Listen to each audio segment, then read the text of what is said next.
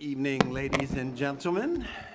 I hope and trust everyone is well. And welcome to the City of Winter Springs regular City Commission meeting on Monday, September 8th, 2025. Christian, would you call the roll, please?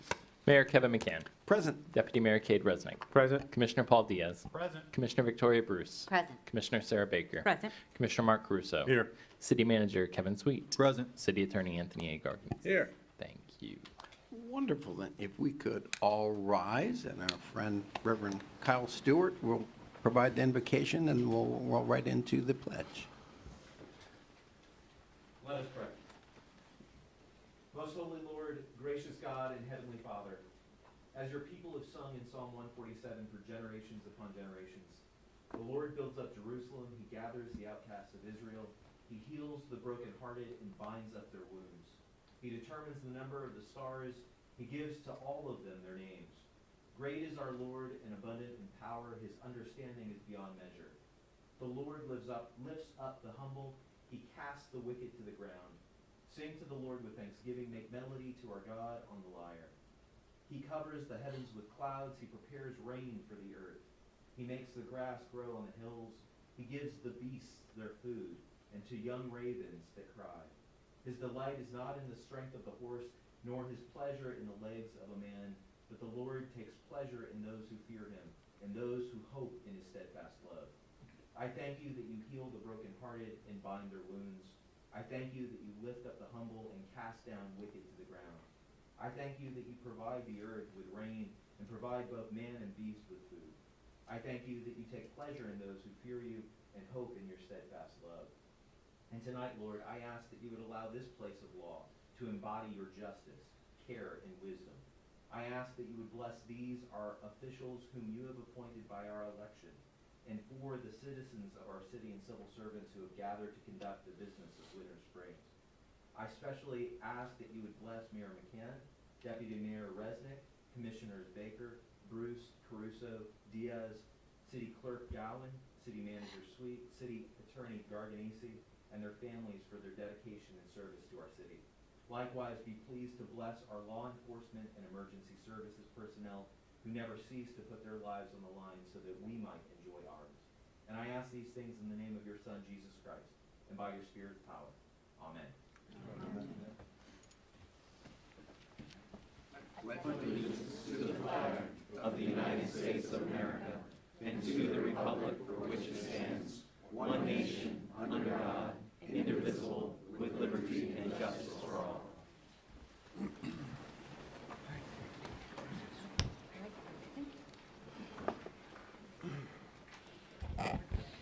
All right. So as far as agenda changes, I suspect that there'll be one or two items on the consent agenda we may want to discuss prior to approving. But outside of that, are there any other agenda changes? Sure, we need to move item 500 to before you approve the budget. Oh, that's right. Thank you. I appreciate that. So, So either right after consent or? we'll do, consent, and then we'll move right into 500. Thanks for that reminder. Thanks. Does that mean 500 needs to become 400? Like, is it a public hearing agenda, or does it? No, it's still a regular item, it's just taken out of order. Thank you. Thanks for that reminder. I appreciate it. I know that we talked about that. Okay.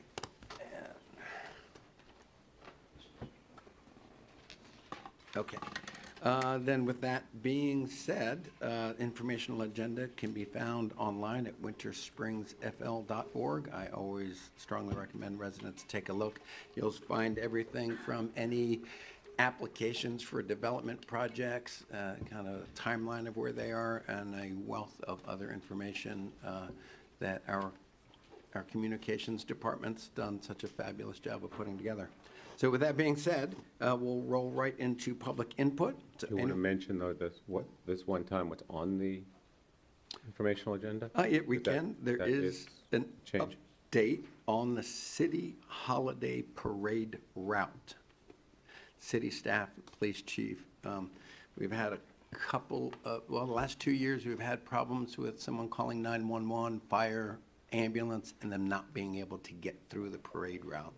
And the police chief, for security reasons and in lieu of the repeated problems with paramedics being able to get through the parade route and being held up, they've asked us to change the route of the parade. So if you're curious, you want to take a look at that, and then let your voice be heard. That is what we're here for. Okay? So with that being said, public input. So anyone who wishes to speak during public input on any agenda item or subject matter will need to fill out a blue public input form. Individuals will limit their comments to 3 minutes, and representatives of groups or homeowners associations shall limit their comments to 5 minutes unless otherwise determined by the city commission.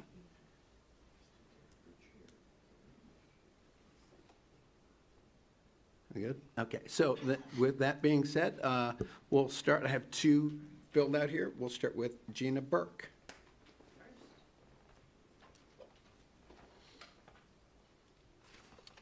Hi. I'm Gina Burke, and I live in Country Club Village. And I came to talk today about the increase of the beautification tax. I think now is not a good time to implement such a tax because we are living in an economic environment that we have never seen probably in the history of our country. I personally know a friend of mine that had a large piece of land downtown Orlando, had it sold to a big corporation that was buying the whole block of Orlando. And they got scared because of the economic conditions and backed out. Of course, she got the deposit, but she would have rather sold that property. And they got scared. They said, we don't know what it will cost to build this building. We don't know if we can rent the high rise after we build it. We don't know what it will be worth after we build it, so we can't move forward. So with these uncertain times, I also wrote a letter to Sarah Baker and you about how I purchased a curtain, and there was an extra $425 tariff tax. And that was not just on the whole curtain. She says, no, we already have the fabric for your curtain. That is just for the little metal that goes into the ceiling. So we have increases coming from all directions and we don't even know where. So I don't think now is a good time, and I want to urge all of my commissioners to vote no. Not now. Don't increase our taxes. Okay? Thank you very much. Can I ask you a favor? Yes. Can I provide you with my card? My cell number's on there. The hearing and that vote will take place tomorrow. I'd like to talk to you beforehand. I can't make it tomorrow. No, I've just a phone conversation. Oh, okay. I have an HOA. Yeah, yeah, yeah, uh-huh.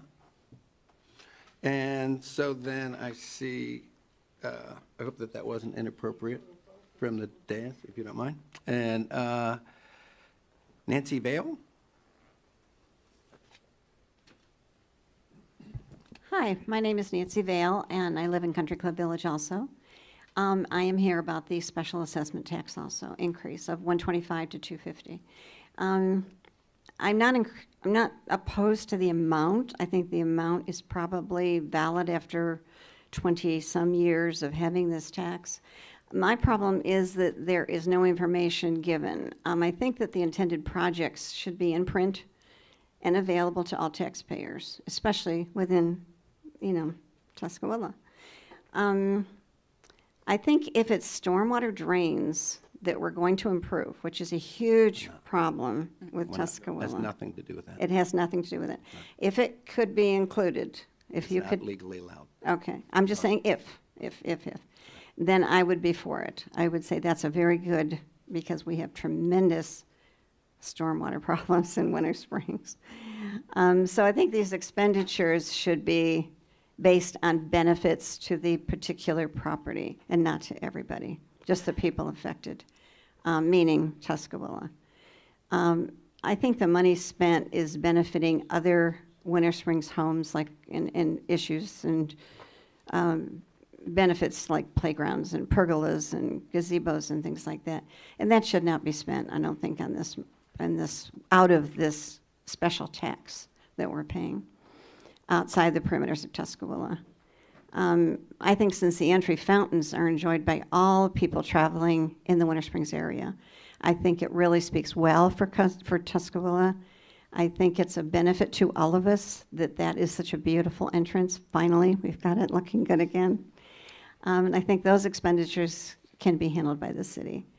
I think targeted assessments and taxes should be of direct benefit to the Tuscaloosa residents specifically, and need to be clearly defined and presented to all residents paying this special tax. To include input as to the implementation of special projects or proposals. I figured out if we have 4,600 homes now in Tuscaloosa at $250, that's well over $1 million that'll be collected.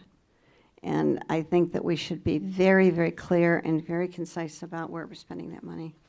Thank you for listening. Thank you. I would like to offer the same thing. If you'd like to reach out to me, my cell number's on there. And if, no, or at any other time, I think that, that's legal. We're not allowed. Yeah, we can't at the same time, but, okay. But if you're getting accurate information, the report that you mentioned that lists exactly what that money is going to be spent on is available. I have your email address. I'll email that to you. Okay, yeah. Uh-huh. Okay, so now we are open to anyone else that would like to address the commission. Ma'am.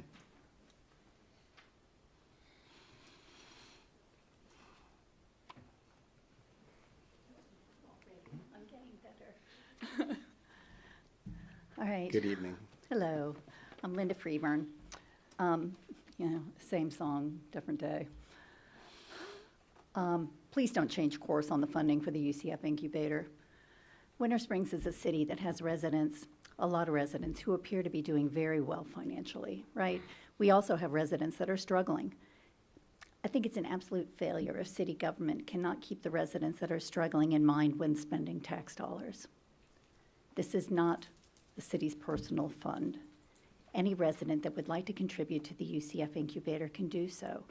It's just not the government's job to choose our charities. This expense is identified in the budget as discretionary. It's an expense that all city residents were not given an opportunity to vote for or against. And I wonder if the majority of residents would vote for this expense given all the recent increases: millage rate, water rate, stormwater, garbage pickup, HOA assessments, and we've also been hit with increases to our property insurance and everyday living. Eliminating this discretionary expense doesn't make up for all the other increases, but it's a step in the right direction. Over the years, I've never heard anybody really quantify the actual direct benefit that the city gets from the UCF incubator. I've heard people talk about it being a worthy cause. It seems to be a feel-good for officials who are handing over the check and maybe sometimes getting their pictures taken. That's what it looks like. So yes, the commission, not the residents, committed to making this donation. This decision was made without anybody asking questions about how the city benefits, and without any defined requirement that this organization contribute to the building of a commercial base in the city. 2 weeks ago, the majority voted to stop the funding. The Band-Aid has been ripped off, and the world didn't end. Let's not put the Band-Aid back on again. I got another 55 seconds, so real fast. Zulu Marine Services appears to be doing a wonderful job. The creeks have never looked better. I walk a lot. The creeks look really nice. And the people from Zulu have been they don't leave a mess behind. They're very kind. I was walking the other day and it was really hot out, and there was a young man that was working on the creeks, and he offered me a bottle of water. So I thought, gosh, I must look really rough. But no, they've been awesome. So I appreciate all of that. The creeks look good behind your house. Okay. Thank you, Ms. Freeburn. Anyone else that would like to take this opportunity? Sir, just step forward and your name and the new rules Yes. here are that you just have to notify us if you're a city resident or not. Yeah, I'm not senior citizen. So, need your name? Yes, Are you a resident of the city or yes, not? I am. I Thank am. I live in Winter Spring, Tuscaloosa. And your name Arthur. and last name? Last for the name record. Ruku. Okay, thank you. Why I came here, honestly, I got a phone call. I was trying to call the water department here, and they said, come to a meeting, because there's a meeting. I've never been to this meeting. I've been a resident here for 12 years. But, you know, nice meeting you all. I vote for you, probably all of you, when the election is. I don't know for who I voted, honestly. But I hope you're doing a good job, and I see the city is doing good. So, but the thing is, like, it keep increasing. The taxes with everything, you know. I have nothing prepared, as you see. But I like to talk why the taxes are being increased, like in water, you know, like this tax too. The homestead tax is being increased all the time, like every year. Like it seems like, oh, another pinch, another pinch. Are you guys doing anything about, you know, like I go with the Doge thing. Are you doing anything Doge for the city? Just, It's not a time to go It's a back time and to forth. go back It's and forth. for Okay. for you to be heard, and I'm then sorry. and then maybe Okay, one but of us this can what I'm reach saying. out to you. My complaint is about Yeah. raising the taxes. Okay. Like on water, I mean, water bill was 2 years ago, was $100 a month. Now it's $250. You know, like it's crazy. I mean, water, it rains from upstairs. You know, like we can collect it and distribute it. I mean, it's a Zephyr's water from the springs. Fine, I get it. But it's not. It's the same water. Is something improved? I mean, we need to know this. Now, I mean, maybe it's public. I know it's public. I never participate in this one, but probably got 1 minute and 20 seconds. But that's what I'm trying to complain about. And it's not. Trust me, I can afford it. But there's other people who can't. Like there's taxes. Like you have senior citizens who live on Social Security checks, and God knows, you know, they're not adjusted for inflations. You know, what we're paying today for all this stuff. So it's not just for me, trust me, but it's for everybody who can afford, the people who live on Social Security checks and are residents of Winter Springs for many years. And are we going to kick them out because they can't afford the water, they can't afford the taxes, homestead and all that stuff?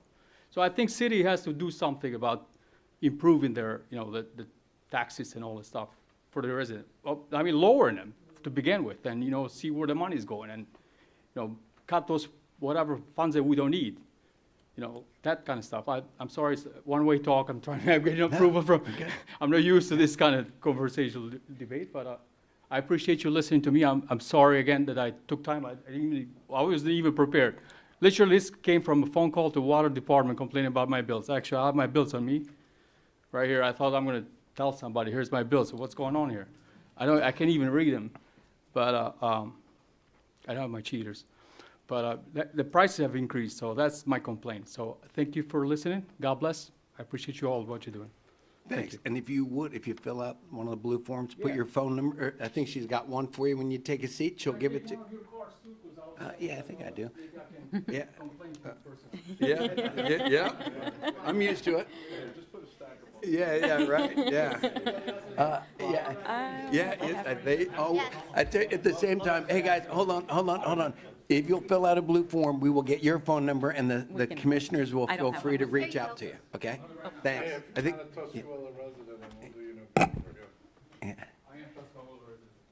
yeah. Okay. Anybody else? Mr. Greenberg, how are you?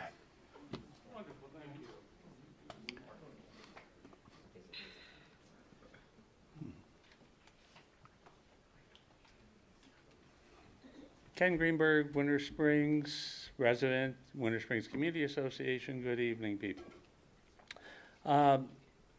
Two issues, but the first one is probably a little easier, and the second one is probably mostly tomorrow.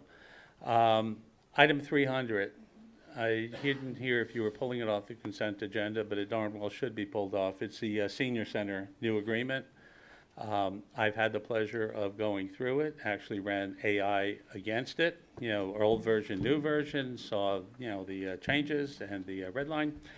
And there are some very significant changes there. And I was told that the senior center board was involved in it. I don't know to what extent. And I'm not really sure, and I mean zero disrespect in any way, shape, or form, because I negotiate for a living. But there's a lot of stuff in there I don't think people really understand what's going on with it. It's a far more complicated document than is being told to the senior center. And when this whole thing started, I believe it was like the early part of this year, it was supposed to be just a couple minor issues. And quite frankly, it was suggested, and frankly should be, one or two items off of, as an addendum to the agreement, not a complete rewrite and take advantage of the situation. Our city has attorneys, a good attorney right there. We have a city operations guy and an excellent city manager, all of which are very professional at knowing these contracts against some, wonderful ladies that really don't deal in this arena. So respectfully, I think that they should be pulled off the agenda tonight, not only off consent agenda, I think it should be pulled off the agenda. I would suggest perhaps, I know myself and former Commissioner Krebs are more than willing to help as a liaison, so we can explain everything line by line, paragraph by paragraph, to make sure that the seniors, not only for right now, but in perpetuity, because the last time this thing was changed was quite a while ago, and these changes are, rather significant, subtle as some of them may be. Those changes aren't so subtle in some cases. Number two, I was again talking for tomorrow, but while we're at it, we ran a survey at 4 o'clock this morning. We put out a survey regarding the Tuscarora doubling of the tax. By 9 o'clock this morning, we had over 4,000 people that had opened it. We had over 650 people that signed a petition saying absolutely do not double the tax. In fact, absolutely do not even raise the tax. A lot of the conversation going on out there is not accurate. There are some reserves, and the scare tactics that, the medians are going to be blank. Well, I drove the median last night. I didn't see a damn flower anywhere on the median. And as the 3-time former chair of that committee, it looks very different today than it did 7, 8, 9 years ago, where we changed every flower, everything up and down the median, did it within budget, changed the motors in the pumps in the fountains, which aren't even pumping anywhere near like what they used to pump. And if we can't fix these damn fountains, I would suggest that perhaps we just, fill them in and put some lush landscaping out there and have another nice effect and not have to deal with the use of the water, the waste of the water, and the constant, upgrade, uptake, and what have you that's going on out there. But in echoing what several people have said tonight already, this is not the time. We are doubling our water, we are doubling our wastewater, we are doubling the sewer. In fact, the sewer is probably going to go up 10%, 100%, 4 times, 5 times before this is over. You got $200 million worth of wastewater new plants that need to be built, and you've got people that are hurting right now. A lot of people can afford another couple $100 here, another couple $100 there, but a lot of people can't. And quite frankly, those people need to be taken into consideration. I have, unlike some others, I have seen the list of the projects. $500,000 to redo monument walls, with a name that say Tuscarora, absolute ridiculous. I think we could do a lot better than pissing away $500,000 changing walls, changing stop signs, some of the other crap that was on that list. Absolutely ridiculous at this time. I live here. I live on Winter Springs Boulevard, literally. I know Commissioner Baker does as well. We all want it to look good. We truly do. And it can be done a lot more efficient, obviously, than spending another $1.8 million is what this proposed budget is. $1.8 million to do the projects that want to be out there. That is nuts. And it's not fair to our residents. So I would highly encourage you to do it. Can I get a card too, Mr. Mayor? I didn't get sure. one. There you go. That's the last one, guys. I don't have any more. I'm out. Wait a minute, I think. At any rate. No. Yeah, at any rate. Let's move on. Anybody else?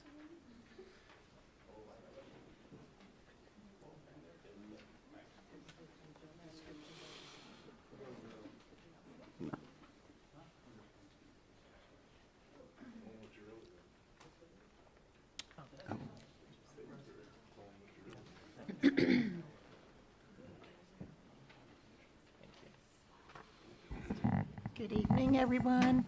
My name is Carol Wallace, 1461 Creekside Circle, Winter Springs. I am representing the Senior Center.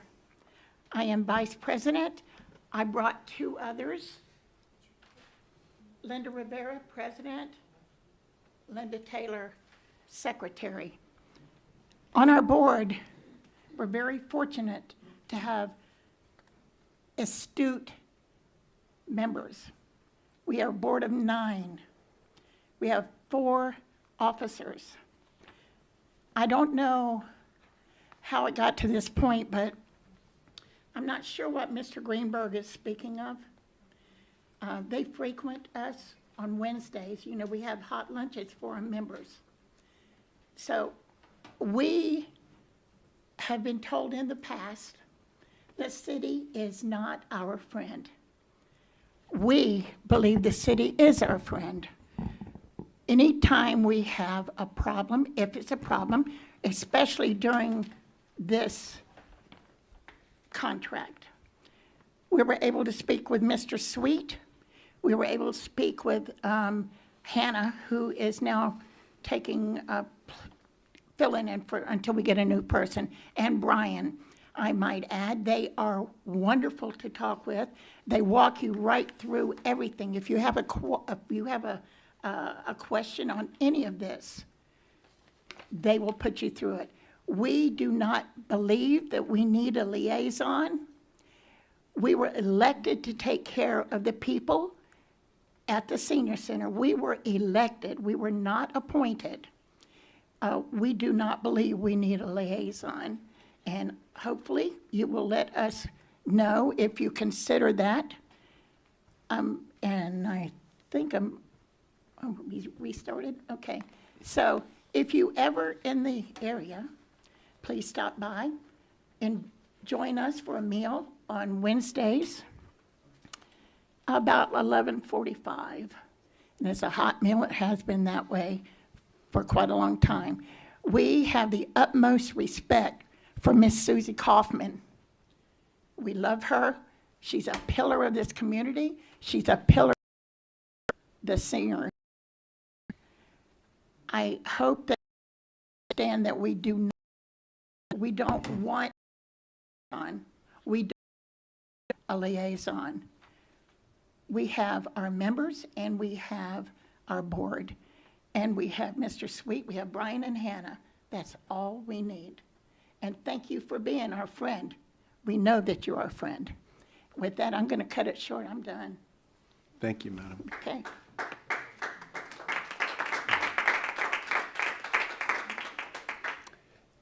Anyone else that would like to take this opportunity to be heard?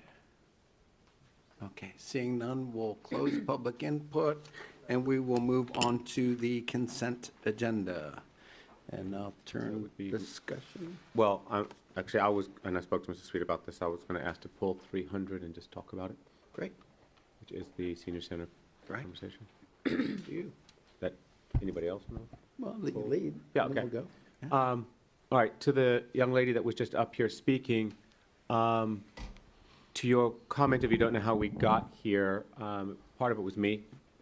I got the ball rolling with some of the issues that were occurring about 1.5 years ago, maybe 2 years. It came to my attention that the prior city administration was reading this document in such a way that I felt that it was targeting seniors.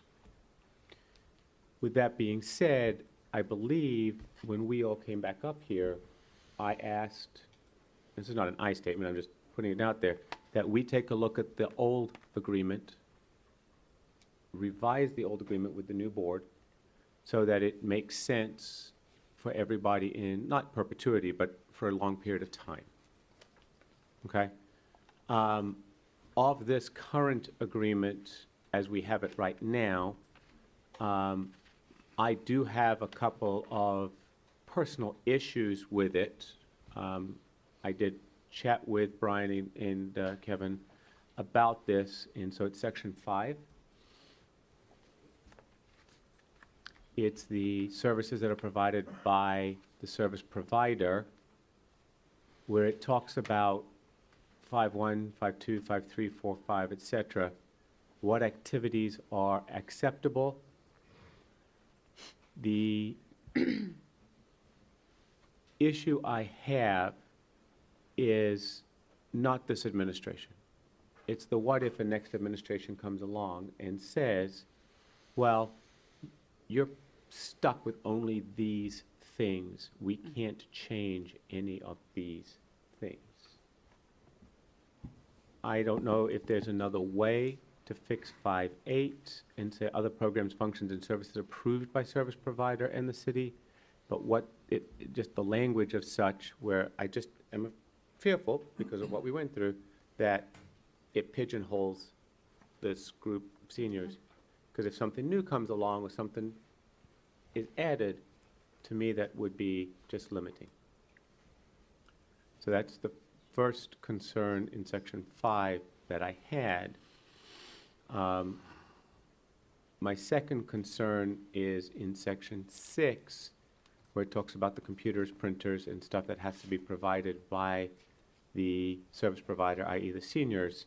What happened last time was that section 6 computers got so old that there was no ability, no knowledge or no awareness of how old they were, that people just weren't using them. So my thought would be a consideration that when we surplus our old computers, one of the places they could possibly go once they're cleaned and cleared might be a conversation with the senior center to keep those so they're at least usable. So I'm just thinking of what was broken, and that this language doesn't seem to, in my personal place, doesn't seem to clear that up for me. And then the last thing, which is 3, and this goes to the whole reason this all started, was the external activity and the parking at the senior center. I know we approved it as a dais prior to some of you being up here, but I didn't see any of that in here as an approval. So it's not in a contract. It's not put in for a guarantee. So those were my 3 perspectives in reading this, that I was wondering if we wanted to dig into any of that, if we all, or if everybody else was okay with the contract as it's written. I'll make a comment, start with your first point about making changes. If the board is interested in a change, or the commission is interested in a change, and Anthony, correct me if I'm mistaken, we can always adjust or make a change to the contract. Looking at the, No, it says and, so it would require, 5.8 says service provider and the city, not the board. So in this, if the board said, hey, you know what, we'd like to make a change, the city has to be an and. The city has to say, yeah, sure, we want to do that. Yeah. As opposed to, I can understand the city needs to be there, but just, no, you can't. You can only do these things. Just keeps them in I don't know if there's another way to write that it gives them a bit more flexibility as times change. Any suggestions, Anthony? I guess I see if it's nothing, if it's not, I find it, this is constructive, but I find it hard to believe that the commission would, if the board came and the seniors really wanted something, that particularly if it didn't have a financial part to it, like where it was going to cost the residents money, that this commission or any future commission would vote that down if they came to us as a group, as an elected board, and said, hey, we'd like that change. But Anthony, do you have any input on that? I mean, Brian's had, in his group, very substantive conversations with the Senior Center Corporation on all of this. I mean, 5.8 is intended to be a catch-all to allow other program functions and services with agreement between the service provider and the city. The intent of the agreement is that the city desires for the service provider to provide a list of benefits for the seniors. And 5.1 and some of the other services are kind of open-ended. It doesn't, like dance classes and events, doesn't specify, what kind of dance classes or events. I mean, some of that's subject to discretion of the service provider. Same thing with exercise classes such as Tai Chi, yoga. It's not intended to be concrete in stone, but whether there's other types of services that are known, I don't know. Good evening, Brian Donegan, Director of Administrative Services and Operations. I think Commissioner Resnick On 5.8, I do think there needs to be a mutual agreement between the service provider and the city for any potential additional programs. We have similar arrangements with other groups that come to us with ideas, and not only from a budgetary standpoint, the city has to make sure that we're able to provide the space perhaps for those services. Anything that's not explicitly spelled out in 5.1 through 5.7. There's also a risk component that needs to be evaluated from the city. We have other service providers that utilize our facilities that come to us with ideas, and we do need to look at things through the management of feasibility and risk management. So to give that away fully and not have a mutual agreement between the facility owner and the service provider, I would caution the commission from having that be one way. I do think we need to the best of our ability, be able to have an interactive dialogue. And for the most part, with the senior association, there's nothing really to be frank, that I could envision that we wouldn't be able to reasonably accommodate with the facilities that we have available to us today. As long as you're here for the next 30 years. Please. Yeah. All right. I'm just fearful of, and Mayor, you said, and I agree with you, Brian. Mayor, you said, I can't imagine a time prior to last year. I couldn't imagine a time where that wouldn't have happened either, but we were really looking to change things. And I'll just speak to kind of the nature of these agreements and the staff's responsibility as employees obviously come and go. There's changes in leadership with these organizations. And one of the things that I've found successful, because I've managed very similar contracts in the past, is that it's important that the city staff have an ongoing interactive relationship with the board. We occasionally do attend board meetings. Not that we have voting interest on their functions, but we are aware of the conversations that are going on. If there's questions they need to be able to bounce off a designated staff member, we're available. That designee is available to answer questions to the board and their board of directors. So that would certainly be the intent of this continued relationship, is that there would be a designated staff member, if not one, perhaps two, who are regularly interacting with the leadership as people come and go, to make sure that the relationship remains mutually beneficial for not only the city but also the association. Good. And then in terms of your question on 6, it's, there has been a precedent set in the past with relation to disposition of city assets. There were some old computers that were able to be donated to, I believe it was thank you, Commissioner Diaz, Christian Tech Center, who then turned around and was able to refurbish those machines, and some of them did end up at the senior center, as well as some other, I think, charities in the area. So if there's a desire from the commission when those items come up for disposition, because it's not a regular thing that happens every single month. It's as we are dispositioning assets, going through that process. The commission certainly could provide direction to staff at that time, based on what's available. And, some certain computers, obviously, we can't give away, right? Something that a police officer's used, for example, that definitively could not be turned over to the senior center. But,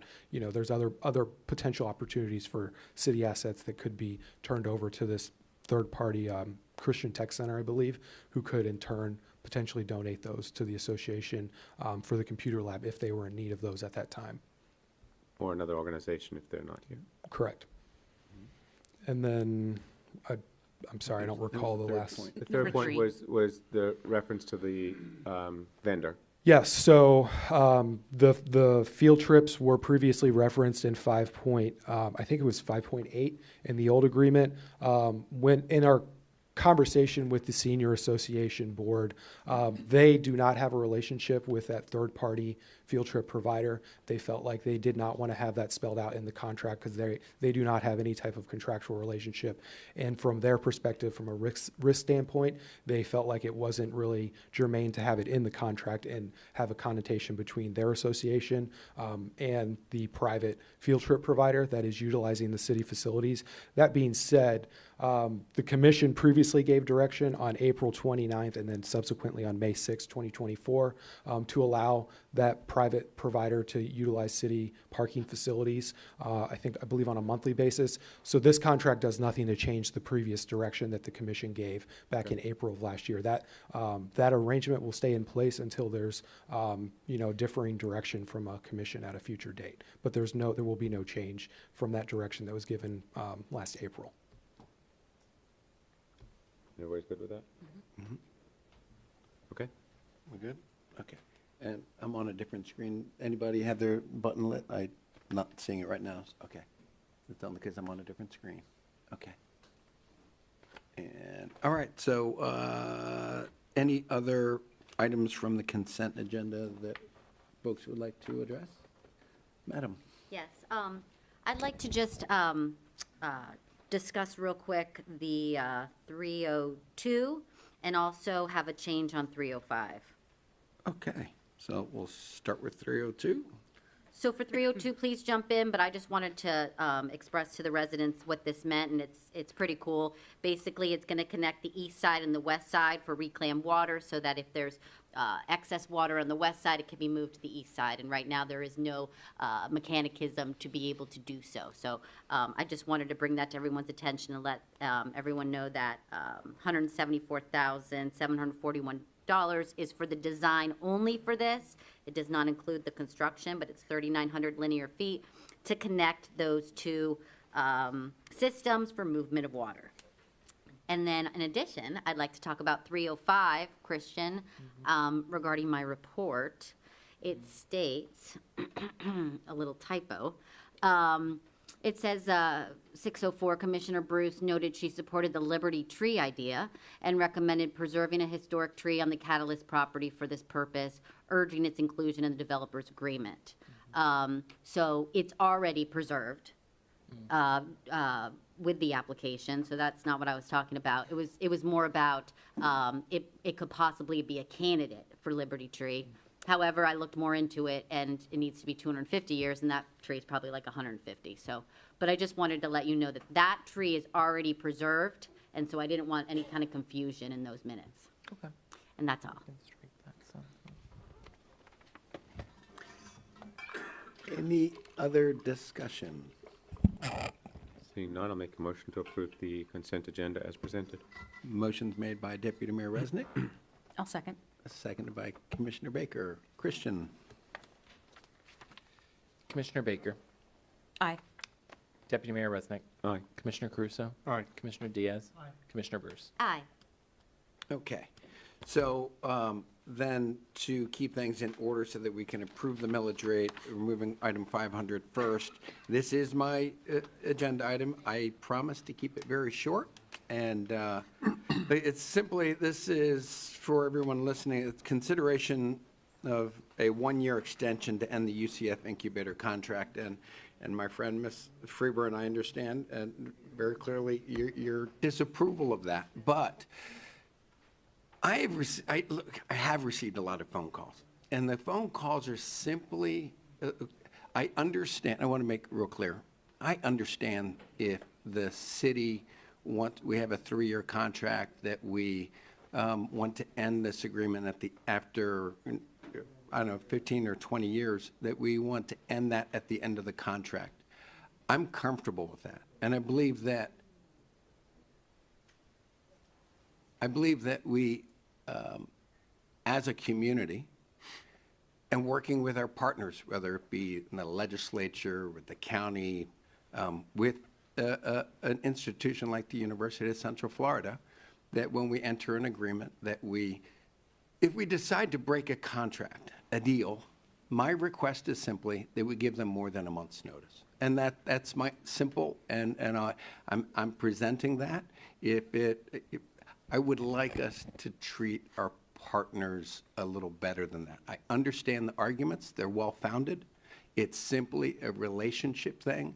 Someone said to me, they use the example of, David Smith was here last meeting and presenting us with a check for, nearly $400,000 and, as a partner coming out of Tallahassee. They presented something to say that we have that, we do the photo ops, we have pictures taken with our partners, we sign all the contracts, we bring in the contractors to do the work, And then with 30 days' notice, just like with UCF, they change their mind and take it back. Because that's what we've done. They brought in 15 businesses, they've done things, we've had a 15-year. My only request, and we can say no, but my only request is that we simply give them notice and not 30 days, and not that 1 month. That is my only request. And it just, I think it's given the city a black eye, in my opinion, and I'll let the discussion go. If there's not a motion and a second doesn't move forward, I will accept that responsibility. I'm not asking that this entire thing be reinstated. I'm asking that we provide our partner, the University of Central Florida, more notice than just a month before we take the money back after a contract. With that being said, I'm finished. If there's discussion or if there's a motion, I'm done. Okay, any discussion? Saying none? Or a motion? I'll attempt to make a motion because I know the 15 businesses do matter. 15 of the BTRs here. I'll make a motion to approve item 500 as requested by the mayor. All right, that motion's made by the deputy mayor. Is there a second? I'll second.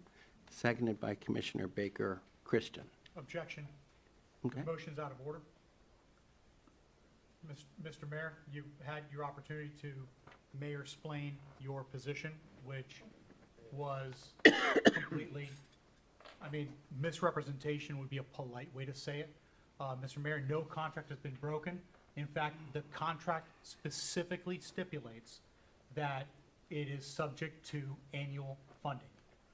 All the motion that carried last time was very simply to review the funding, and this commission decided not to renew the funding for a year.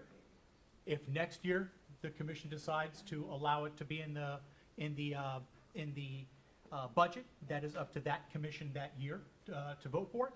But right now, all we did was not fund it. So when you're saying breaking a contract, that is misrepresenting the truth.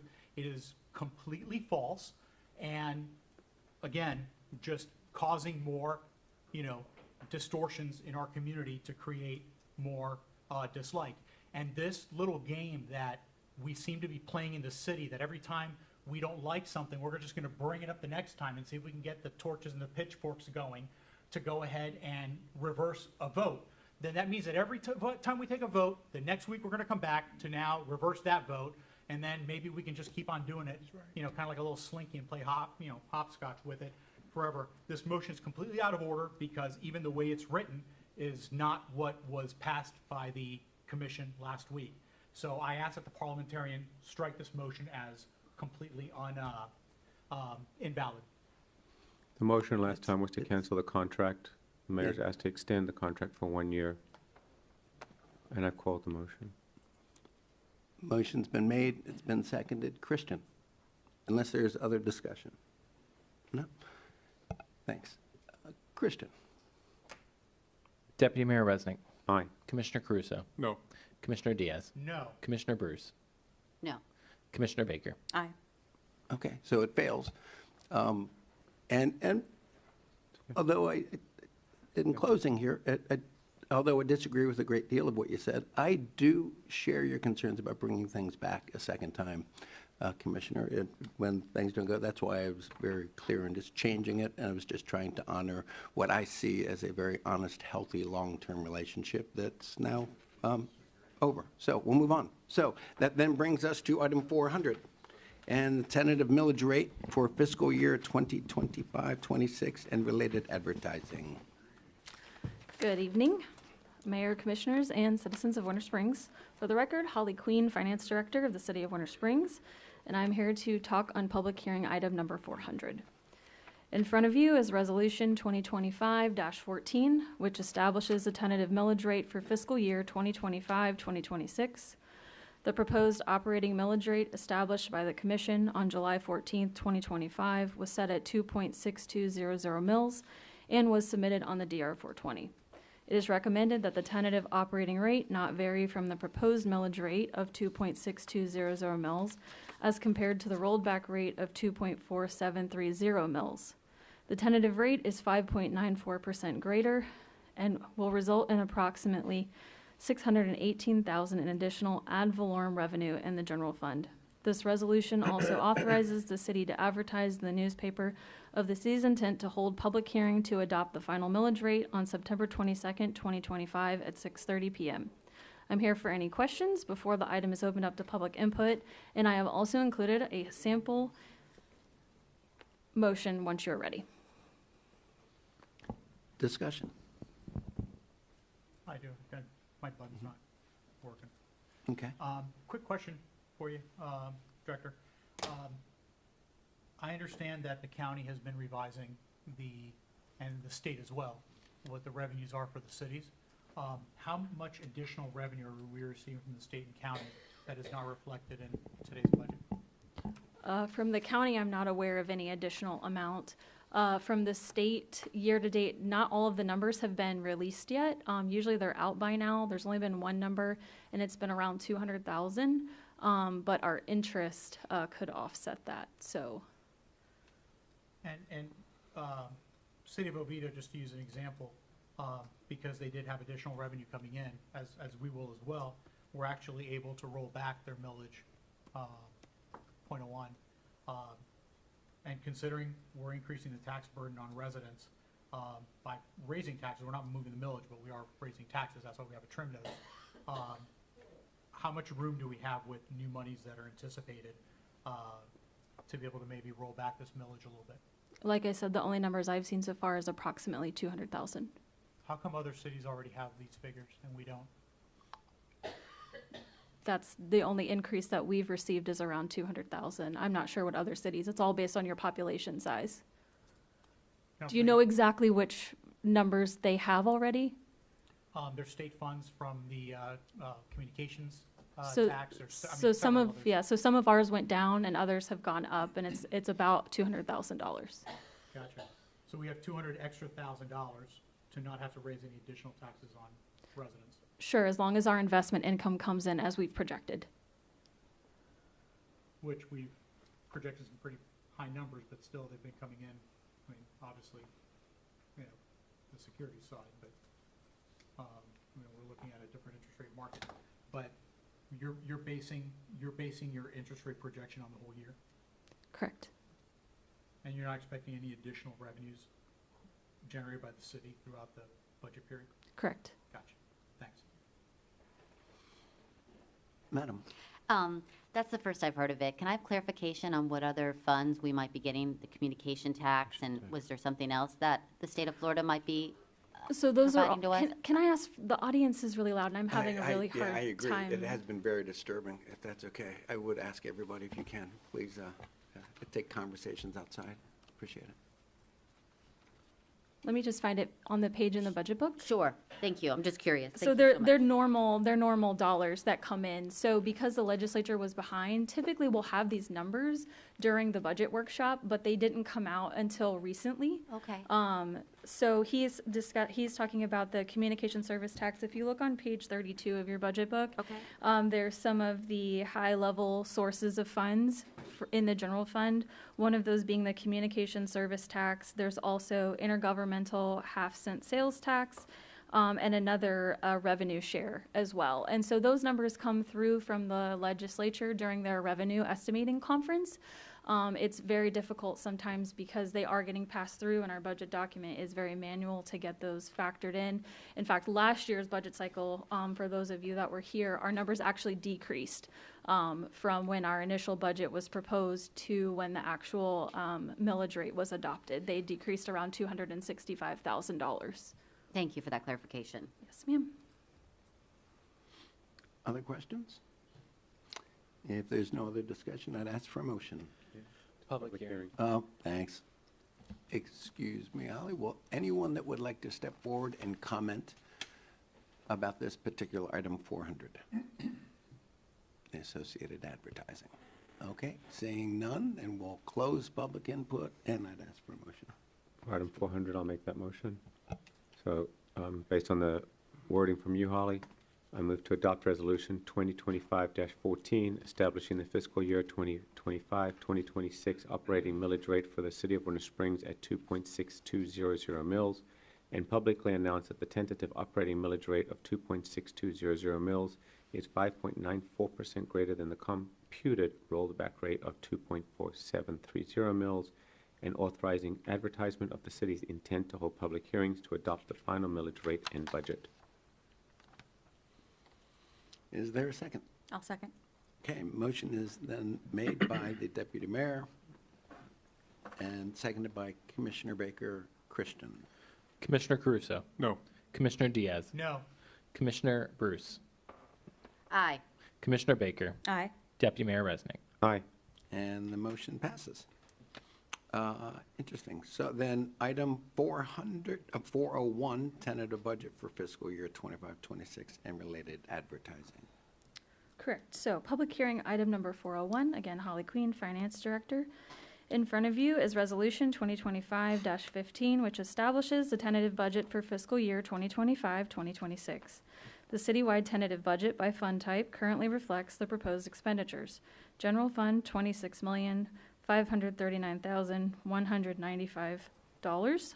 Other governmental funds, $20,417, and enterprise funds of $34,296,874.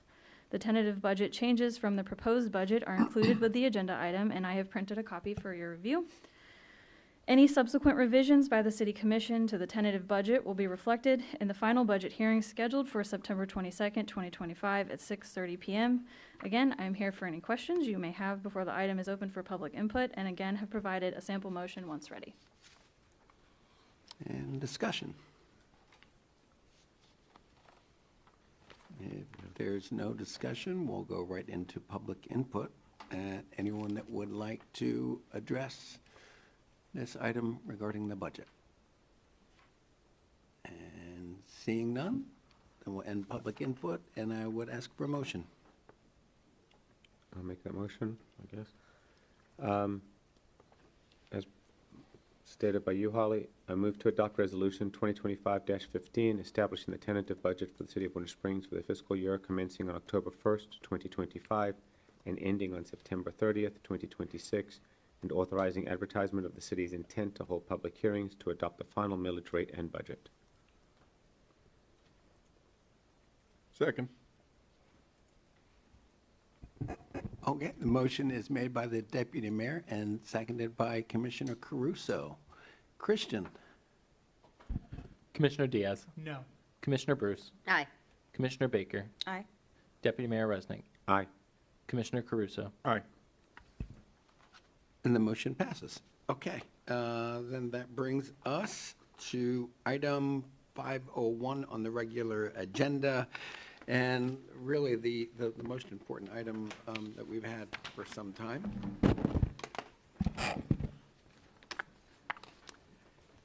Good evening, sir. Good evening, Mayor So- McCann, City Commissioners. Cleet Saunier, your Director of Public Works and Utilities, here tonight to present to you a proposed contract with Woodard and Curran. What you see before you since the May 12th Commission meeting in which you authorized staff to issue notice of intent to award to Woodard and Curran is a culmination of about 120 hours of staff time. That staff time included the city manager, city attorney, myself, Holly, the finance director, operations staff, utility operations staff, as well as our consultants from Carollo Engineers. We met several times, 7 times to be exact, internally to discuss what we wanted to present in terms of a contract in which we could move freely moving forward into the future and being able to provide services to the community that may not have been happening in the past. We want to turn the page on that. I think this contract does that. We met 4 times with staff of Woodard and Curran, their operations staff. They're joined with me tonight. That's Ryan Watson, Brian, I know I'm going to butcher your name, Bizdalka, Joe Kilsheimer, are all here tonight to also answer questions when I'm done, and I'll answer your questions when I'm done. but those 4 meetings were very productive and transparent. One thing that I observed while we were discussing our differences is that as drafts were exchanged back and forth, if we had concerns like, why are you putting this in here? It kind of gives us concern. We'd come back to those meetings, we'd have a very transparent discussion, settle our differences, and have a better understanding of what their point of view was. They would understand our point of view was. We would negotiate those clauses and paragraphs in the agreement, and what you see is the culmination of that in this contract. Woodard and Curran staff also came twice for full-day field trips to all of our facilities. They spent one entire day out there doing a safety evaluation of all of our facilities, making sure that whatever limitations, whatever needs are out there, they would be able to provide those in what is termed transitional services within this contract. Excuse me, I'm getting over a cold. If you approve this contract tonight, on day 1, which will start tomorrow, they'll begin transitional services. They'll be ramping up and getting everything prepared to transition from Veolia after September 30th, October 1. That's when they'll take over full operational control. One of the things that struck me about Woodard and Curran is their positivity, and they're willing to cooperate and being transparent. And some key takeaways, when we were coming together and determining whether or not this contractor or that contractor was the best, when you directed us to issue notice of intent to award, we checked their references. All their references said the same thing. They went even down to line staff and asked them, how do you like working for this company? And they all told them, it's a great company to work for. Many of them had many years of utility experience before that. Those are all positive attributes that I think we can work with moving forward in a partnership with this company.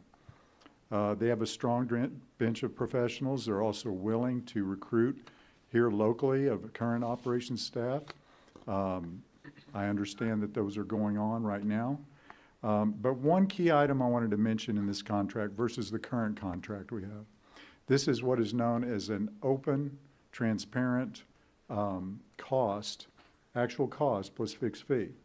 My experience in my previous position in California had a similar situation. We had a contract operator that had a contract, just like we do here, where it would be a more or less a fixed fee period. It would be an established monthly amount paid, and then they would have an annual cost of CPI adjustment. Whether real or imagined or perceived, oftentimes you will find those operators doing things maybe not as proactively, because those costs are starting to build up each month for those monthly payments. Those are fixed monthly payments. So I don't want to cast aspersions on anyone, but that type of framework does not exist in this contract. This is an actual cost contract, and then they add their percentage of profit, 8% on top of that each month. We're going to be working with them hand in glove, coming up with the best solutions so that we can don't be reactive, but proactive in addressing the concerns of the wastewater treatment plants and our water treatment plants and our reclaimed water facilities. And that's pretty much all I have for you tonight. And if you have any questions for me, or if you have any questions for Woodard and Curran staff, I'm sure they'd be happy to come up here and answer those questions as well. Wonderful. And I'll open it up to whoever would like to go first. Commissioner? I'm ready to make a motion to pass 501 as recommended by city staff. All right. Is there other input, any other discussion? Oh, there it is, sorry. I'm following the rules. Thank you, sir. After you.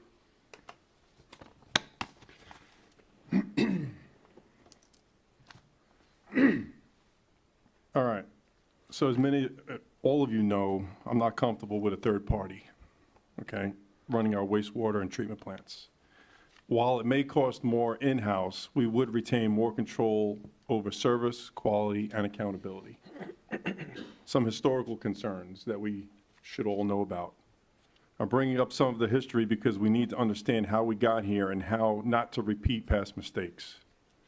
2020, 2021, wastewater spills occurred and the DEP was not notified in a timely manner. One spill resulted in fish kill. DEP issued a consent order and fined us. Negotiated in-kind projects with the DEP. Was the city responsible for paying and managing those? If so, how much? 2020, multiple warning letters and consent orders have been issued. How much has the city spent on DEP in-kind projects and fines since 2020? September 23, 4,400 gallons of treated wastewater spilled at the West Side Wastewater Treatment Plant. DEP noted negligence as the cause. October 23, consent order issued, $51,000 fine paid by the city in May of 25. Additional in-kind project currently in the works associated with that consent order.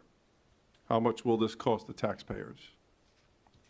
These issues stem from how the wastewater treatment plants have been managed and maintained. Accountability questions for the contract. Who is responsible for reporting issues such as spills to the DEP and to the city staff and commission?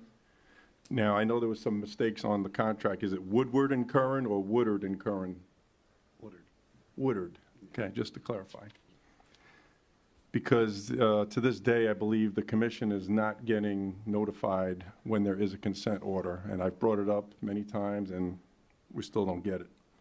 Show the public that in the contract. Who is responsible for reporting spills, failed inspections, warning letters, and consent orders to the city staff and commissioners? Who is responsible for negotiating DEP fines or in-kind projects if future consent orders occur under their management? Woodard and Curran or the city? Show the public that in the contract. How will this contract protect the city if the vendor cannot provide properly trained and licensed staff to manage our wastewater treatment facilities to meet DEP standards? Show the public that in the contract. And one last thing. On page 7 of the contract, it states that Woodard and Curran will cover repair costs up to $5,000. We've already acknowledged on record that our current wastewater treatment facilities are in poor condition, and the DEP has even instructed us to replace one of them. My concern is that we will exceed this $5,000 limit very quickly, leaving us exposed to significant costs during that time. I'm finished. Okay. Commissioner Resnick, your button was lit next. All right. Clear, City Manager, I know you're gonna, and I talked quite a bit about this. From what the prior commissioner was just saying, when we talk about reporting, the extent of reporting in here, in the contract, it clearly states that the client, the city's the client, is responsible for all fines, all levies, all issues relating to what might occur. How is reporting going to be done so that we, the city, know what's going on? Well, in the contract, it requires a 48-hour notice requirement before a written notice is given on any kind of issues that may affect the operations of the plant. However, it's my intention to make sure that we're doing a daily communication with them, verbally, orally, meeting with them weekly. I anticipate we'll have regular update meetings weekly when we first start, just to get an idea of who's doing what and how we're moving together in a cooperative fashion. We'll be meeting monthly for sure, in which we'll discuss whatever issues have occurred in the previous month, how we may want to approach those in the next month, and agree to the approach to that. There will be regular meetings, I guarantee you. There will be operations staff, our water utility superintendent will be working with them hand in glove because we're taking over the lift station functions of the waste collection system. This is on wastewater. Water's another matter. Water's running very well. But there'll be a similar situation in which the utility superintendent and his staff will be working hand in glove with Woodard and Curran while they're doing the operations at the wastewater treatment plant and coordinating their functions. So to answer your question, we didn't feel like a contract would be able to define to the letter every possible scenario that we could ever come up with in the operations of a wastewater treatment facility. What we can bank on is that there are certain operational performance standards putting in the scope of services in which Woodard and Curran must comply with that will, in turn, create an opportunity, actually force the issue in which we are going to be meeting and communicating regularly. I hope that answers your question, sir. And that's the second part of Exhibit B, right? I'm sorry? That would be the second part of Correct. Exhibit B. Scope of That's- services, it outlines all the performance standards they need to live up to, and it addresses everything from facilities operation to hazardous substances to communication to reporting. There's actually a very intense section on number 11 under reporting in which they are going to be participating, records of operation, safety, training. All these items were put in there by us. These were our expectations in which we wanted them to comply with. And, bless you. Thank you. To that extent of reporting, you said monthly, and I know in this contract, the way it's written is there's an annual review. From my side of it, and this is just me, I don't want us to get to that annual review and then go, okay, now what? Will that also be discussed in that monthly reporting so that that by the time you get to that annual review, we pretty much know what's going on, and then we up here will not be surprised? Correct, that is correct. Vice Mayor Resnick, we are going to be meeting regularly. The annual review is not going to be in a vacuum. It'll be a culmination of all of the coordination and meetings we've had up until that point, and at which time we'll come up with strategies with their help. They're going to make recommendations to improve efficiencies that will actually save us money in the following year budget. So that'll be done at that time. We'll work together to come up with a budget for the next year so that we are anticipating certain costs, just like we do every year with the budget you just adopted tonight. We're going to be able to estimate costs for the coming fiscal year and put that in the budget. And again, it's actual costs. We're going to be working with them and knowing exactly what they're doing in the field. We're going to be recording, they're going to be recording their time on the job, the amount of materials and equipment and chemicals they're using. They're going to bill us for that amount. We'll verify the invoicing because we're there with them, checking on them, meeting with them to be able to do that. So, in theory, we're building the new wastewater treatment plants. Eastside goes first. In theory, there's a dollar amount right now for ones that are not running well, but that year when that starts to happen, we could, not will, we could see a decline in costs because the system runs. I'm sorry. Absolutely. Again, Woodard and Kern's going to be on the site. They're going to be doing maintenance of plant operations while construction may be starting.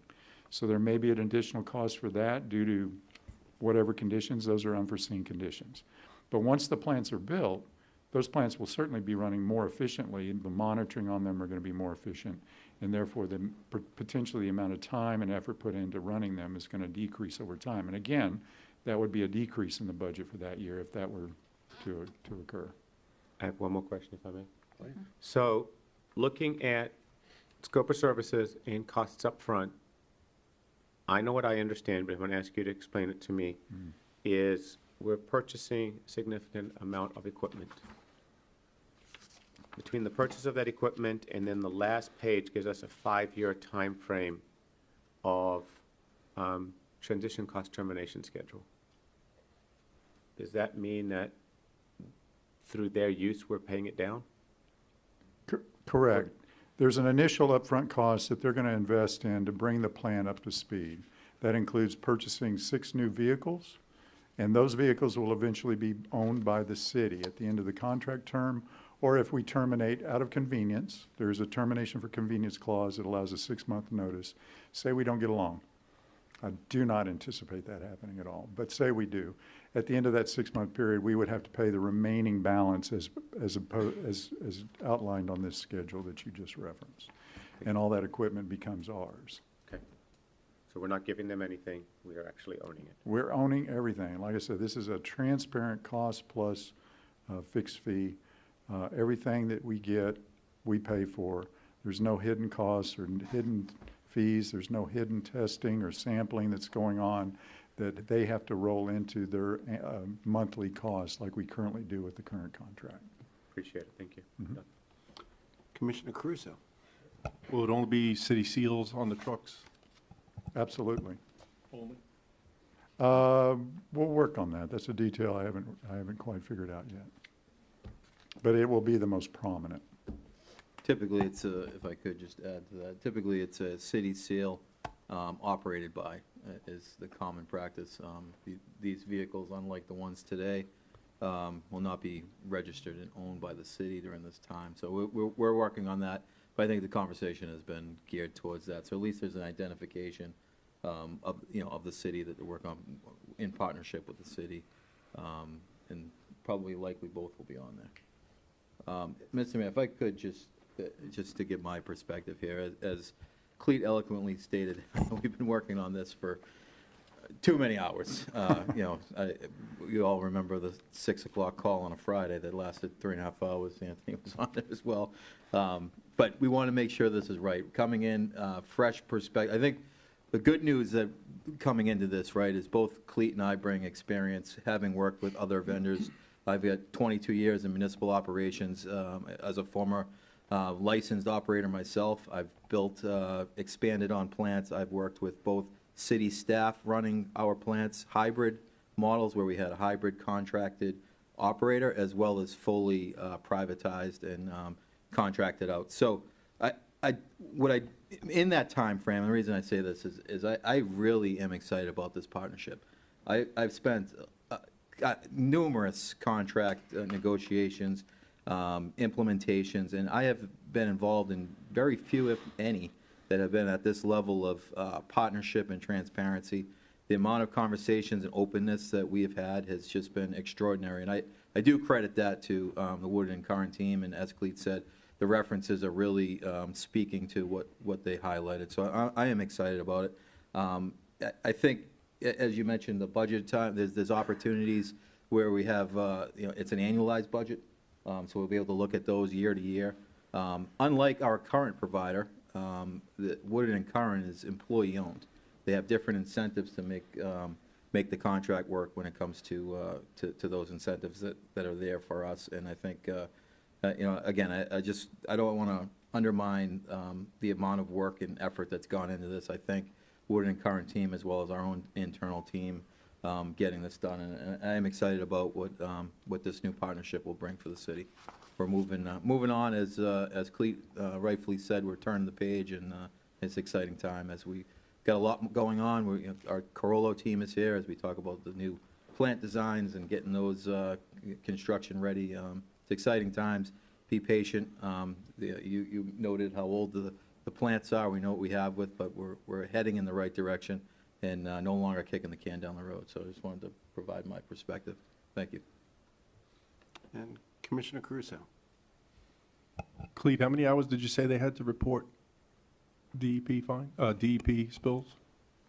Oh, immediately. We'll know the same day, and that I thought I report heard will- you say 24 to 48 hours. 48 hours for a written report to assess a condition that's maybe affecting the perfect operation of the plant. I believe they have 24 hours, right? Two different things. So Yeah. notification to DEP is one aspect. So as Cleet said, you can't memorialize every little possible thing in a contract. What is expected, and I've had the direct conversation with Woodard and Curran's leadership, as well as with Cleet and others, is an immediate notification. You'll find in the contract that it identifies a liaison, as Cleet pointed out, that will likely be the utilities superintendent, captured within the policies and standard operating procedures. When there is something that is identified, no matter what it may be, to what extent, part of that, their standard operating procedures and policies is to notify the staff liaison immediately, which we then can provide, communication amongst the commission and wherever it may be. But the 48-hour provision that's in there is written notice to the city. So after the fact, dealing with the issue, immediately notifying the city liaison, and then within 48 hours, putting it in writing so that it might be, this was the disposition, this is how it was addressed, this is where things stand. If there's any follow-up after that 48 hours, all of that would be captured within that 48-hour time frame. Nothing to do with reporting requirements to the regulatory entities, with DEP in the city. And that's spelled out, and we've had those conversations within the policies and procedures. I believe that's also in our permit regulations. Yes. Permit conditions of approval, and they are required to comply with those within the contract. Other discussion or questions? You have to make the motion. If Commissioner Diaz's motion still stands, I'd like to second it. Thank you. So the motion is Made by Commissioner Diaz and seconded by Commissioner Baker. Christian? Commissioner Bruce. Aye. Commissioner Baker. Aye. Deputy Mayor Resnick. Aye. Commissioner Caruso. No. Commissioner Diaz. Aye. The motion passes. Gentlemen, Thank you. looking forward to the future and a healthy relationship. Thank you very much. And, yeah, boy, that change was much needed, I would say. We struggled with the last vendor. Okay, then that brings us to item 502 and matters related to boards and committees. Sir? So, TLBD seat 4, I would like to, the person that I have had, I've been informed has not been showing up. So I would like to replace that person from TLBD's board with Cindy Mirke, who has put her name in and has an application on file. Okay. Is there a second? I'll second that. Okay, motion's made by the Deputy Mayor Resnick, seconded by Commissioner Baker. Is there discussion? Christian? Commissioner Baker. Aye. Deputy Mayor Resnick. Aye. Commissioner Caruso. Aye. Commissioner Diaz. Aye. Commissioner Bruce. Aye. Motion passes. Any other matters related to boards? Oak Forest is also having a seat that is empty for seat 3. So I don't have anybody to recommend right now, but if anybody in Oak Forest would like to put an application in, I will review that. I believe I have someone interested. They're just asking Okay. details about what they have to do. Perfect. I got a seat for Oak Forest as well, so Okay. I'll call you, whoever calls you first. Okay. Thank you. Right. Okay, then we'll move right on to new business. I've got nothing. Anyone? I have Mayor. one thing, 2 parts, and I don't know how we deal with this. So, I don't know if as a commission we want to take a look at something, but I know I've brought it up several times. But in my perspective, we keep getting surprised about things that are going out from the city, and we don't know about it, right? And it's not necessarily intentional, but I have to wonder if we couldn't, as a group, decide maybe a weekly email, and we've talked about it, that these are things that are going out. This is sort of where things are moving, so that we don't look confused when all of a sudden people are calling us. And I don't know if I'm the only one who's dealing with this, but, okay, not.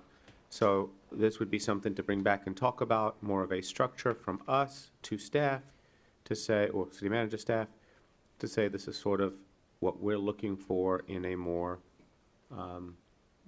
ordinance type way, or rules type way. So, Commissioner, if I could Yeah. comment on that. Yep. That is being addressed. So what we're going to roll out is a city manager's biweekly update. The plan, the first one is scheduled to go out September 14th. It will provide exactly what this is kind of some of those project updates where things stand, try to communicate that as much as possible to give you that update. The thought was, I mean, obviously, this is extremely labor-intensive, and we got to balance what that means with obviously being able to communicate effectively and make sure that you all are aware of what's going on. But it is very labor-intensive, and you know, but I do. With that being said, I do believe that it's a worthwhile approach, and the plan was to do it as opposite weeks of the commission meetings. So to roll it out on the first and third of each month, we can have updates accordingly, you know, obviously in our one-on-ones during those weeks, as well as during the commission meeting itself. But that's where we're planning on rolling that out, to try to, you know, try to enhance that communication internally amongst the commission and the mayor, so that you folks are aware of where things stand. Fair. Okay. Is everybody okay with that, or do we want to have a separate conversation on it? Can you provide some clarification on what kind of reports you're looking for? Is this on development or? No, so what the manager was just talking about is he's going to provide a report bi-weekly as to what's going on. Everything. That's what it said. Wonderful. We could be invited to. Well, high level, I mean, I don't. High level, not Stuff that's not certainly how many. pertinent for the commission to be apprised of. Great. Yep. So my Commissioner, my purpose of this is, once again, I believe that there are entities within our city who have a megaphone that is capable of being blasted loudly and aren't necessarily knowing what's going on inside the city, inside City Hall. And so, as those entities are doing that, it'll be nice for us to have the information necessary to say, wait a second, no, that's not correct, or this is the correct information, because, you know, I've seen quite a bit of that going on recently, right? And we haven't necessarily addressed it as a city, and so it would just be nice for us to have all the information when we need it. Does that make sense? Yes. So, there's that. Anyone else with new business? Then we'll move right on to reports. We're breaking records. City Manager. Thank you. Yes, I do have a few updates in regards to my report. Sediment cleanouts begin. Thank you for the recognition. I agree, Zulu has been a great contractor, has done a good job for us, working with both the creek cleanouts as well as they're now have begun the last week of August at Howell Creek off of Northern Way in Tuscaloosa. Plans are to begin on Sheower in the next week or so, getting all of the sediment cleanouts, and you can see that active work, and we pushed some of that out on our social media, and you can actually see the amount of sediment that's been taken out and the amount of effort and work that's gone into that. So that's a good thing. In addition to that, our consultants identified candidate pond sediment removal projects, and those have been approved by NRCS for the additional pond sediment removals at 3 areas that were identified, at Tioga Court and the Solary Canal Pond, as well as in Deer Run. Those, right now, we're working on, because we can't go off of the existing sediment removal contract that we have in place, so we're working on bids to get those out, but that was good news that NRCS did approve those with the additional capacity that we have in the unspent money to be able to do that work, so that'll be going out as quickly as we can. The ion exchange meter replacement is still underway. Vessel number 1 and number 2 were completed in August, and crews began replacing the media in vessel 3 as of last week on September 2nd. So that is moving along, as well as the commission approved, I think our last commission meeting, the annual fire hydrant inspection and testing. That contract was awarded to Hydromax. The testing scope was approved, as I said, on August 25th. And they're coordinating with the Seminole County Fire Department and Hydromax to begin the process of exercising and flow testing of hydrants. And that is, I think, scheduled for mid-next week to actually start that. We've been in communication with Chief Diaz and the team with making sure that that's happening. So good stuff there. And then thank you, just to speak a little bit to this because it was in the consent agenda. The Kimley Horn Pavement Management Services pavement management plan, I know I did provide the benefits to each of you on our one-on-ones, and it is substantial. It's something that Cleet and I, as we look at talking about being proactive instead of reactive, is just one of those components of that, and really being able to identify and really develop a formal process for the city's paving management decisions, so that they're not subjective and one way or politically driven, where we'll actually be taking their system called Drive and being able to really do road surface ratings and really assess and evaluate the entire city's roadways and be able to project out on planned projects as well as tie it in with the available budget that we have to be able to make sound and decision based on planning out that capital project plan for the next 5 to 10 years as it relates to the city's pavement management. So thank you for the commission for approving that tonight. That's going to be, I think you're going to see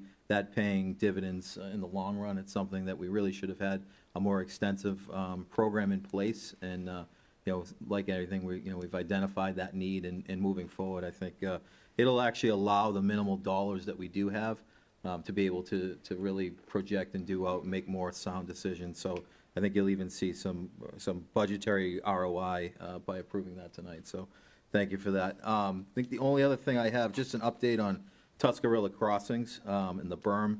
repair. So we do now have the St. John's River Water Management has issued the permit. We do have that permit in hand. As you're aware, the FY26 budget does account for the repairs in the Tuscarora Crossing berm. We are currently developing and working on an RFP. This is something that can't just be a bid. We need to make sure that the right contractor is selected to do this work. This is a little more complex than just a low bid type of thing. So we want to make sure that whoever does submit that we can qualify them, make sure that they've done similar work and be able to select the best vendor to be able to complete that work. The plan for that is to actually go out, be done to go out to the streets by the end of this month. We've been obviously very cognizant of being in hurricane season. We weren't looking at doing any repairs now, and get that contract, get that a bid out, hopefully award a contract, have them teed up, probably ideally by the beginning of December, and ready to go post-hurricane season and start that work. They're estimated be about 9 months of actual construction and completion, so that we can have that work completed and then be ready to go for next hurricane season with that full repair and full work completed. With that being said, we are also moving forward with seeking remedies from responsible parties. There's a number of parties that have been identified as potentially responsible. The city attorney may want to add anything more to that, but again, just that's part of moving this forward. Either way, we need to do the work, but we're kind of going in parallel paths with really identifying so that we can, hopefully make the city whole in the long run. It's going to be a long road, like anything. Those type of issues and potential litigation certainly is going to take a number of years, but we want to make sure that the city can be made whole as best as possible. But so both those paths are underway now, and you'll start to see that work happening. So that's all I had for my report. Anthony? No report. I have no report. Commissioner Baker? Let's see. CalNo was this past week, and it was hosted by Sanford at Decision Tactical, a place that I've actually been a few times now, and our police department has done a lot of training there, and I was there when they were doing that, which was super cool. And a few of us got to actually participate after the meeting and going through some of the tactical scenarios that they offer, and Mr. Gallo actually was able to participate as well, so it was super fun. And one of the things that they talked about at the Sanford meeting was that there is a Costco coming to the mall area. They're going to be tearing down the old Macy's and putting a Costco there, and so they've had a buyer for that entire mall, and it is a huge undertaking, but they are making it basically, they said it's going to add, right now it's valued at $50 million. They bought it for $17 million, and they're expecting its value to increase to $700 million when they're done. So it's going to be a huge tax payday for Sanford. There were some other things that they talked about, one of which was the 250th birthday for the country, and how this team has been developed, which Christian has been attending meetings, and it's for the whole county to come together as one and essentially celebrate the birthday of our country all together. So they're taking input on ideas of how they can celebrate that as across all of the cities. They've got a logo, and I think they're asking each city to also design a logo for it as well. And how can we incorporate that for our 4th of July event here in the city? So if anybody has any ideas, make sure to pass those along to Christian. And I think that is, I'm sorry. On Thursday, there's a 9/11 memorial at the police station at 8:30 a.m., a tribute. And on Friday, the Babe Ruth kickoff is having an opening ceremony at 5:45 p.m. at Central Winds Park. And that's all. Are you making it, Mayor? I am not. Again? Uh-oh, Mark, get to do the first pitch again. Last year. I'm gonna wear a You did the spring one I'm now. gonna wear a it's polo shirt this time. Yeah, so you can get a reach, yeah. Well, I reach, but I got a little closer. Yeah. Deputy Mayor Resnick? Friday nights I cannot make. What time is it Friday night? 5:45. Yeah, definitely can't. 5:45, Yeah. I can. Yeah. Between that and softball for one daughter, that's not going to happen. So one thing in the positive is I have spent some of my mornings and evenings going to the creeks and looking at the water flow. We've had a lot of rain, tonight's one of those. And I would say definitely since I got back up here, but probably since 2017, 18, this is the best the creeks have been flowing. So I know it's been hard work. I know there's been increases in costs to people, but I believe if you go to the creeks, you'll see it's the best it's been going. I'm not saying it's good. I'm not saying it's great. I'm not saying it's wonderful. I'm saying it's flowing. Okay, so full of your concern, at least the water's moving. So that's a huge positive there. Between last time we were here and now, there was an advocacy meeting with Tri-County. Several of us were there, starting to get ready for next session, getting prepared. We're in September. The legislature starts a month from now having their meetings. So one of the big things that is on topic, I don't know, at least what I've heard, is the concept of property taxes. So it's going to be an interesting session, interesting path for that. So I know that the Tri-County is building a team and kind of planning things for that. To the person who mentioned the sediment clearing and working on it, I know there's been some activity online that I've been paying attention to and working with City Manager on. Thank you, City Manager, for extending that agreement. I think that's going to help. From the Rotary Club, once again, we are having the pickleball tournament coming up October 11th. For all of you who are big pickleball fans, October 11th is the tournament, so please sign up. Please plan to be there. Please play. All the money raised does go to charity.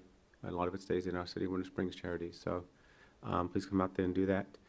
My last thing, yes, Thursday is September 11th, and I'll actually email Hannah on this, but I will not be there, but because it's my stepdaughter Hannah's birthday.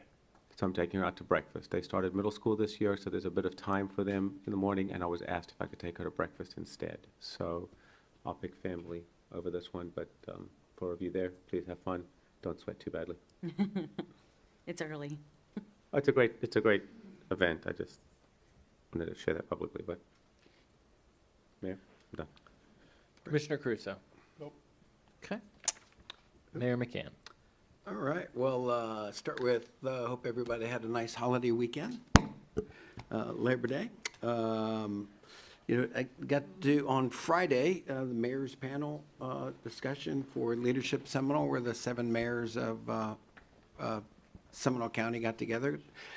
Debate got kind of lively. We started talking about homelessness and how we were all going to work together. It was a lively discussion, but valuable.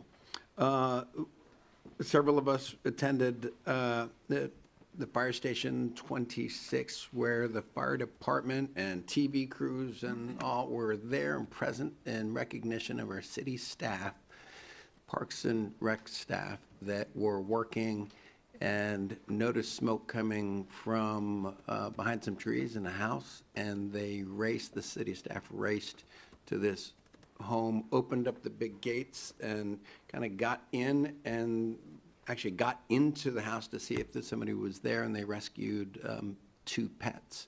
The home was almost a total loss, and they did, in fact, still lose a pet. But these new residents were there with the 2 dogs, one of them that was burned significantly, still carrying scars and things. But I just want to recognize, and although we've spent some time already recognizing these amazing staff that we have, I just, again, being associated with the directors, all the way down to the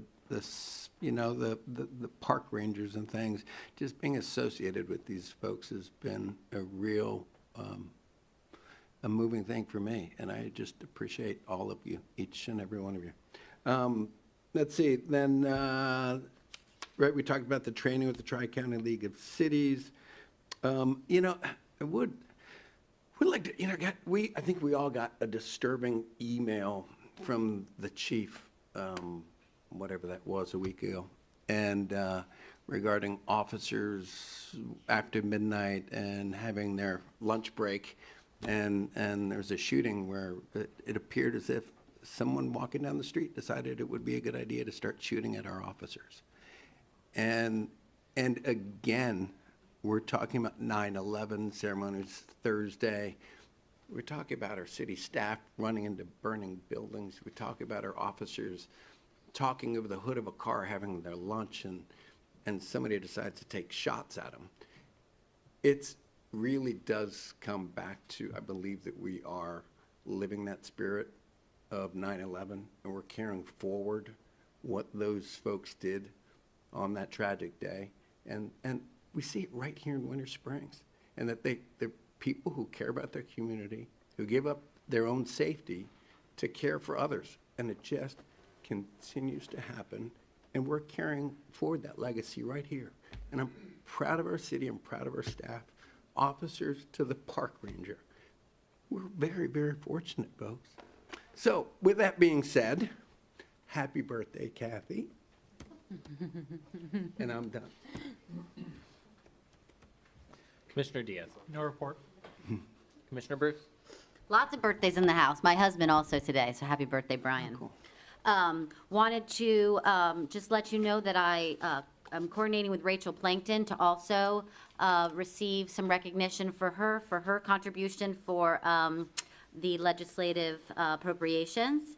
In addition, I'd like to thank staff. I voiced my concern that our current arborist is not currently certified with the International Society of Arbor, and so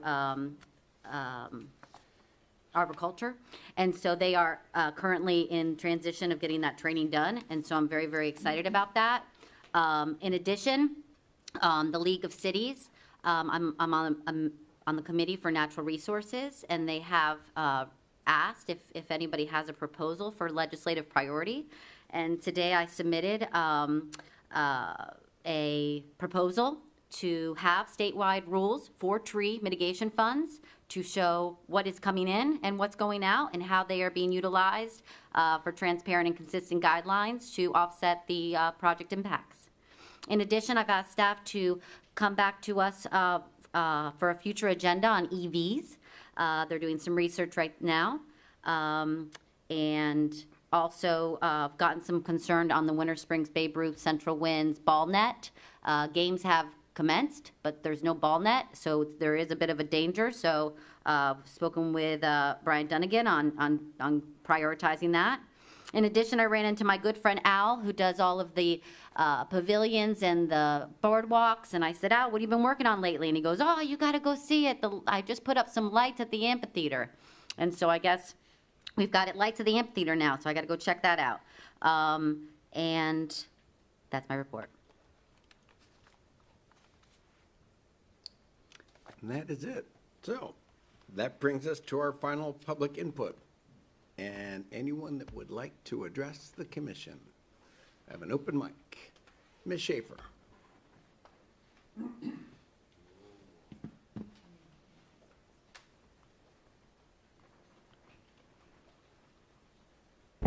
Gina Schaefer, the Winter Springs Village.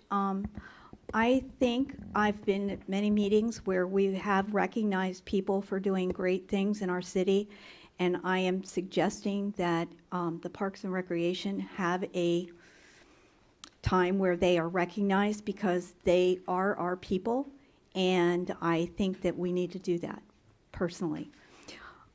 We've recognized the school and whatever, and this is actually the city staff.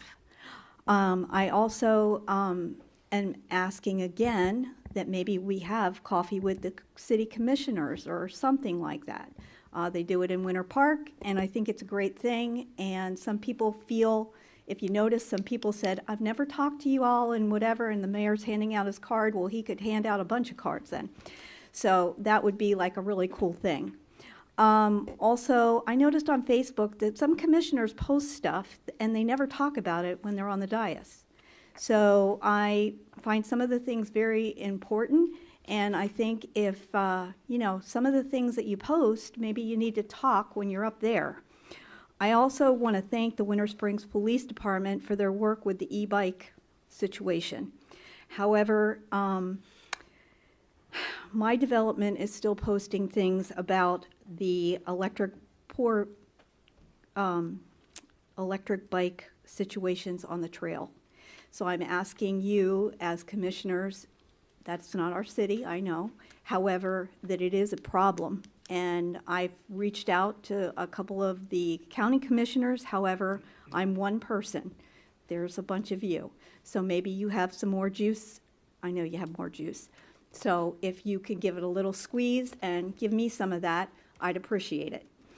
Also, another thing that might be kind of an interesting take is if, not right away, but you think maybe coming into January or whatever, that you all do a town hall meeting where people can actually just do a roundtable and talk. It's very, like I said, there's people that have never come in and whatever, and maybe just say, hey, come in and have a cup of coffee and we'll talk about what issues are bothering you. And I think it would be a great thing. But like I said, the e-bikes, I really appreciate our police department going out. One thing, I hate to be the person that just gripes and doesn't give a solution, but I would say that maybe going to an elementary school, that's the people driving them, and the middle school, and maybe just like they used to do with the old days of say no to drugs, same thing. Hey, what's the safety of e-bikes? What do you need to do? FYI, these are the things, have our chief or somebody, there's quite a few schools around here that we could actually do something like that. So I don't always want to be the person that's just griping. Anyway, thank you. Have a great night. Thank you, Ms. Schaefer. Anyone else? No? We might actually set a record. No? Okay, then we'll end public input and be out in under 2 hours. Wow. That is Wow. insane. Yeah.